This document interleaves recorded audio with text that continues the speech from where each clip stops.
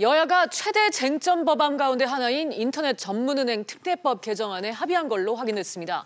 쟁점 사항이었던 주주 자격, 이른바 재벌은행 금지 내용은 법안이 아닌 시행령에 담는 방안이 유력한 걸로 전해지고 있습니다. 자세한 내용은 취재기자 연결해 알아보겠습니다. 김성현 기자. 네, 김성현입니다. 네, 여야가 은산분리 완화 대상을 법에 제한하지 않기로 했다고요? 네, 그렇습니다. 여야는 인터넷은행의 산업자본 지분 보유 한도를 최대 34%까지 허용해주고 은산분리 완화 대상을 법에서는 제한하지 않기로 했는데요. 다만 경제력 집중 억제와 정보통신업 자산 비중을 감안해 완화 대상을 시행령으로 정하기로 했습니다. 완화 대상은 출자 능력과 재무 상태, 사회적 신용, 경제적 집중에 대한 영향 등 5개 항목을 감안해 정하기로 했는데요.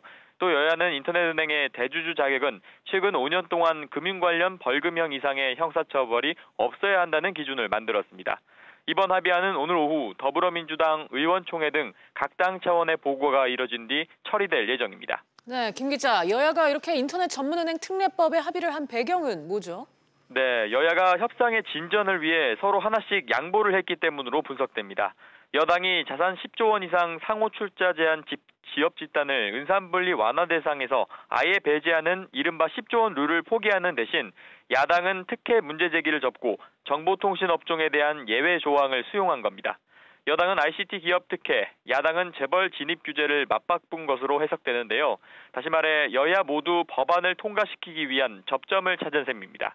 네, 그런데 일부 의원들은 여전히 반대를 하고 있고 시민단체의 반발도 예상된다고요?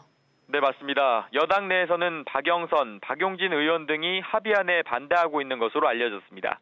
아울러 의총에서도 비정무위 의원들을 설득하는 것도 쉽지 않은 것으로 알려졌습니다.